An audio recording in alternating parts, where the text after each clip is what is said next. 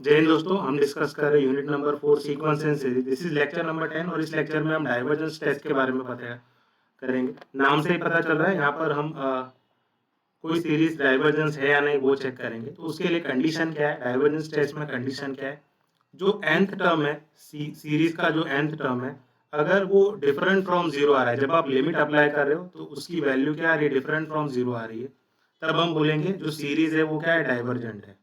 अगर जीरो आ रही है वैल्यू तो कुछ भी नहीं बोल सकते हम, हो सकता है वो कन्वर्ज हो और हो सकता है वो सीरीज डाइवर्जेंट भी हो सकती है। बट अगर उसकी वैल्यू लिमिट लगाने पर जीरो नहीं आ रही है तो वो हमेशा डाइवर्जेंट ही होगी। ये नोट वाला अगर अगर मुझे एक्सप्लेन करना हो तो देखो, हम दो तरह की सीरीज ले, 1/n और सीरीज 1/n²। तो अभी हमने पी टेस्ट से पढ़ा था, यहाँ पर n का पावर 1 है, तो यहाँ पर ये जो सीरीज 1/n⁻p है, दोनों ही, इसमें फर्स्ट वाले में p की वैल्यू क्या है, 1 है, और सेकंड वाले में p की वैल्यू क्या है, 2। तो अभी हमने p टेस्ट से पढ़ा था कि ये जो फर्स्ट वाली सीरीज है वो क्या कर रही है, कन्वर्ज। तो फर्स्ट वाली सीरीज क्या हो रही है, डाइवर्ज है, वाइल सेकंड वाली सीरीज क्या है, वो क्या कर रही है, कन्वर्ज हो रही है। बट दोनों में जो an है, यहाँ पर फर्स्ट वाले केस में an क्या है आपका, 1/n है, सेकेंड वाले केस में an क्या है, 1/n² है। अगर मैं दोनों में लिमिट अप्लाई करूँ n tending to infinity, limit n tending to infinity, तो ये क्या हो जाएगा, 1/∞, यानी जीरो हो जाएगा। यहाँ भी 1/∞, वो भी जीरो हो जाएगा। तो जीरो तो दोनों ही केस में मिल रहा है हमें, बट एक सीरीज क्या है, डाइवर्जेंट, और दूसरी सीरीज क्या है, कन्वर्जेंट। तो जीरो मिलने पे हमें कुछ भी डिसाइड नहीं कर सकते कि सीरीज कन्वर्जेंट होगी कि डाइवर्जेंट होगी। बट अगर जीरो नहीं मिल रहा है तो हमेशा डाइवर्जेंट ही होगी। इसी को हम बोलते हैं डाइवर्जेंस टेस्ट। तो डाइवर्जेंस टेस्ट बेसिकली कहाँ यूज होता है, जब भी आपको सीरीज को डाइवर्जेंट प्रूव करना हो, है ना, तब वहां पर इसका यूज होता है। तो यहाँ पर मान लो एक सीरीज दी है, इसको जब आप कंपेयर करोगे सीरीज an से, so what is our an over here, so an क्या है आपका, n साइन 1/n, इसी को आप sign 1/n race upon 1/n ऐसा भी लिख सकते हो। तो ये हो गया हमारा an। अब दोनों तरफ क्या करो, आप लिमिट अप्लाई कर लो। So limit n tending to infinity, limit n tending to infinity, है ना। तो यहाँ पर देखो n टेंस टू इन्फिनिटी, तो अगर मैं इसको उल्टा करूँ, 1/n टेंस टू वो क्या होगा, 1/∞, यानी 1/n टेंस टू क्या होगा, 1/∞ क्या होता है, जीरो। तो इसको मैं ऐसा भी लिख सकता हूँ, limit 1/n tends to zero sine 1/n upon 1/n। ऐसा मैं क्यों कर रहा हूँ, बिकॉज मैं यहाँ पर एक लिमिट का कॉन्सेप्ट यूज करना चाह रहा हूँ। तो मैं if I take for some time, if I take 1/n, उसको मैं अगर x ले लूँ तो ये हो जाएगा कुछ limit x tending to zero sine x upon x। और इसकी लिमिट आपने पढ़ी है, इसकी लिमिट क्या होती है, 1। बाय लॉपिटल रूल से भी आप इसको कर सकते हो, इसकी लिमिट क्या होती है, 1। तो यहाँ पर 1 क्या आ रही है, डिफरेंट फ्रॉम जीरो।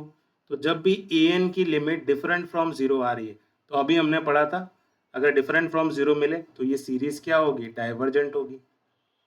ठीक है, अगर ये जीरो आ जाता तो हम क्या बोलते हैं, ये कन्वर्ज भी हो सकता है, डाइवर्ज भी हो सकता है, हमें नहीं पता उस केस में। बट जीरो नहीं आ रहा है, इसका मतलब है कि वो डाइवर्जेंट होगी, तो ये सीरीज क्या होगी, divergent. Similarly if you observe this example, तो यहाँ पर अगर आप इसका जनरल एक्सप्रेशन देखोगे तो हर जगह रूट है, न्यूमरेटर वाला नंबर डिनोमिनेटर से एक कम है, तो इसको आप n अपॉन n प्लस 1 ऐसा भी लिख सकते हो, है ना। तो एक्चुअल में ये सीरीज क्या है, an, है ना, जहाँ पर n कहाँ से कहाँ रन कर रहा है, 1 से इन्फिनिटी तक। So series n equal to 1 to infinity square root of n upon n plus 1, ये कुछ ऐसा है। अब हमें an का काम है, an पर लिमिट अप्लाई करके देख लो।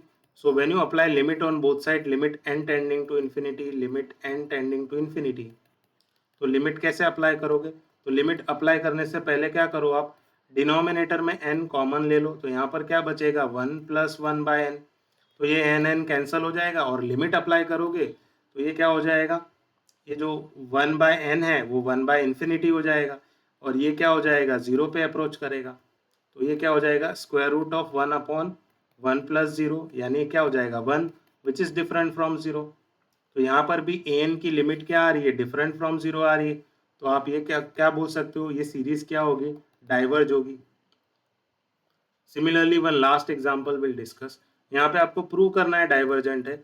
तो यहाँ पर भी आप क्या करो, यहाँ पर आपका ए एन क्या है, सीरीज ए एन, जहाँ पर हमारा ए एन क्या है, what is our A N, so A N क्या है हमारा N square minus one upon N square plus one. तो यहाँ पर भी आप लिमिट अप्लाई करके देख लो। So limit N tending to infinity, दोनों तरफ लिमिट अप्लाई कर लो। अच्छा, लिमिट अप्लाई करने के लिए हम क्या करते हैं, न्यूमरेटर और डिनोमिनेटर से एन स्क्वायर कॉमन ले लेते हैं, है ना। तो डिनोमिनेटर में भी एन स्क्वायर कॉमन ले लेते हैं, so one plus one by N square. तो एक तो एन स्क्वायर कैंसिल हो गया, और दूसरा क्या है, जब आप लिमिट अप्लाई करोगे एन टेंडिंग टू इन्फिनिटी, तो ये वन बाय इन्फिनिटी ये क्या हो जाएगा, जीरो। यहाँ भी क्या हो जाएगा, जीरो। तो न्यूमरेटर और डिनोमिनेटर में क्या बचेगा, वन, विच इज़ वन। तो one is different from zero, तो जीरो नहीं आ रही है लिमिट, तो ये क्या हो जाएगी, divergent by divergence test. I hope आपको ये लेक्चर समझ में आया। Thank you everyone.